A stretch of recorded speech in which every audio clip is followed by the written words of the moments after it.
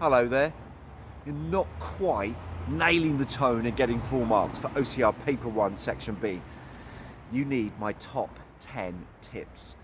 Let's get you a higher mark with Schofield on Shakespeare.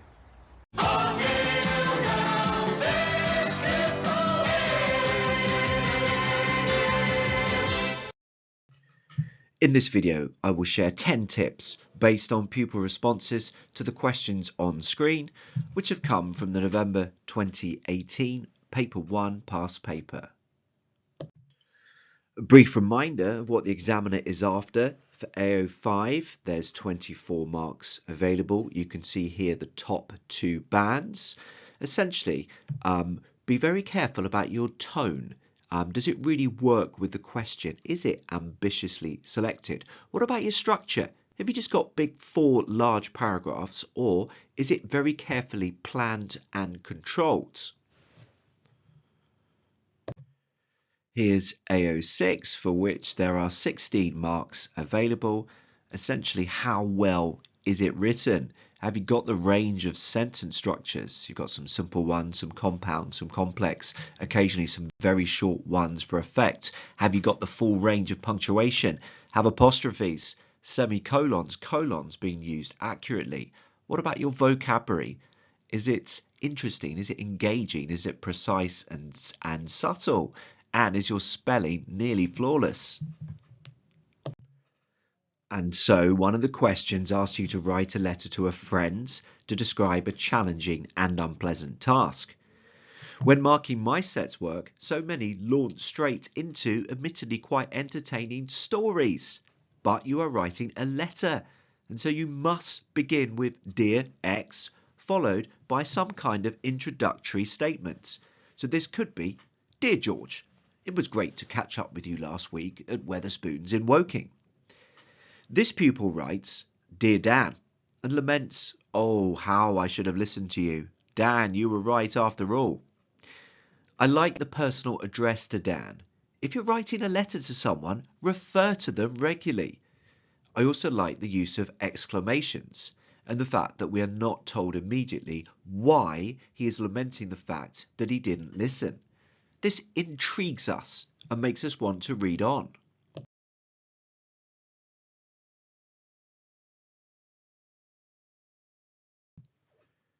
Later, within the same response, the pupil writes, whilst the recently freed ex-GCSE candidates escaped the confines of their revision timetables, whilst their parents planned a month-long trip to Cornwall, whilst their teachers rejoiced at not having to undergo yet another archaeological expedition for some long-lost unseen paper, well, at least until next year, I was right here, flesh fusing with my armchair, crawling agonisingly through barely comprehensible introductions and conclusions. Did they seriously not read the mark scheme? Essentially, the challenging and unpleasant task chosen by this candidate is marking dreadful GCSE English language essays. Quite clever, and if written well enough, is likely to amuse the jaded marker. Here, I like the use of contrasts. There are references to all the freedom and unhappiness experienced by different groups of people, while the writer is left to crawl agonisingly through barely comprehensible introductions and conclusions.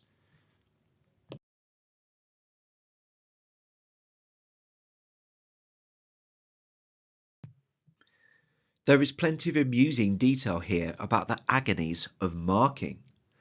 Ambiguous M's and N's, pitifully squashed H's, and dimorphic F's transmute, multiply and fuse into an abominable, mutated Lovecraftian mass of unintelligibility. Note the sophisticated vocabulary.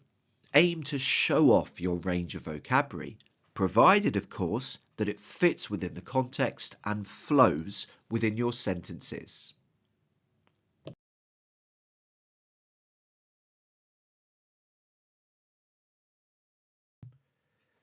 The conclusion to this response begins, oh, how I should have listened to you. Dan, you were right after all. I should not have been an examiner. Well, at least not for OCR. We both know AQA is a better exam board anyway. No cheesy persuasive essays, no waffling 40 markers, no tricky to mark explore a moment questions, and most importantly, better pay. As well as the range of punctuation, I quite like the cheesy circular structure and the return to the lamenting from the opening. It gives a sense of finality and confirms the writer's woe at his decision to mark OCR exam papers.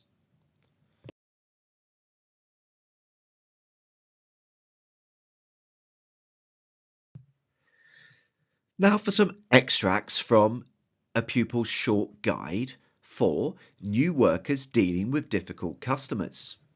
And this pupil writes towards the end of his opening paragraph, however, it sure has its challenges, and this guide will help you address one of the most problematic, dealing with difficult customers. I had a surprising number of responses which didn't quite focus on the task.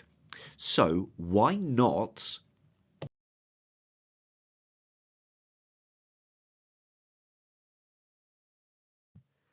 this workplace setting was a pub, and so the candidate writes, be brave, stay strong, and calmly escort them out. After all, if you cannot stand up to others, if you do not have the resilience to face these everyday challenges, if you are weak and a pushover, then the hustle and bustle of a pub simply isn't for you. I like the use of imperatives in the first sentence, followed by the use of tricolon, which builds up momentum in the second sentence and highlights the importance of mental toughness when you work at a pub.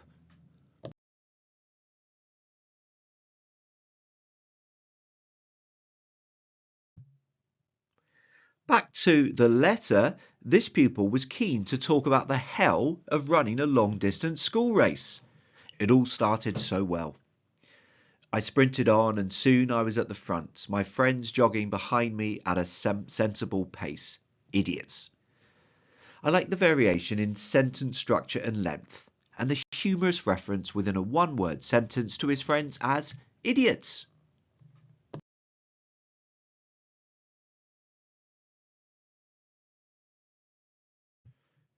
Sadly, in this particular race, things started to go wrong fairly soon.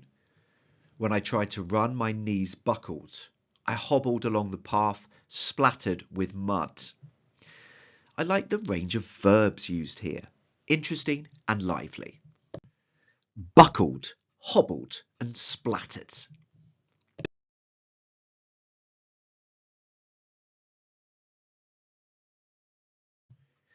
Back to the guide question, and this pupil starts his response with, welcome to the McDonald's family.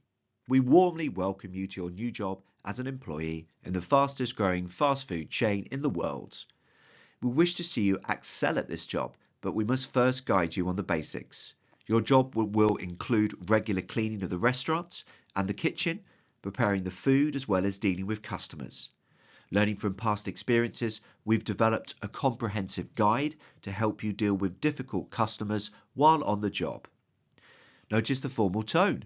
This sounds like a workplace guide due to the formal welcome in the first place, the positive description of the company, and the references made to particular work duties.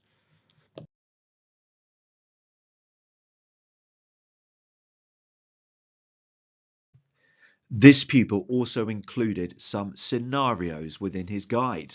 He explains, Mr. A bought a burger, 2 large fries and chicken nuggets. Yet he insists that he also paid for a large milkshake. You show him, politely, his receipts, yet he disregards this and continues arguing. What should you do? Be polite. Tell him that although he didn't buy a milkshake, he could easily buy one at the counter now. You could perhaps remind him of deals that are available. However, you must be assertive. Do not give him a free milkshake, as this would directly contradict company policy. The formal tone is maintained, and I like the use of the rhetorical question at the end of the first paragraph, followed by the very simple imperative at the beginning of the next one. Be polite, full stop.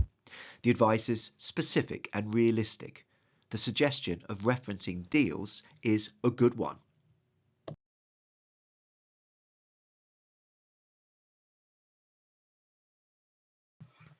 So here are the tips in full. If you use them all, who knows? Maybe that fated grade 9 could be yours. Many thanks for watching Schofield on Shakespeare.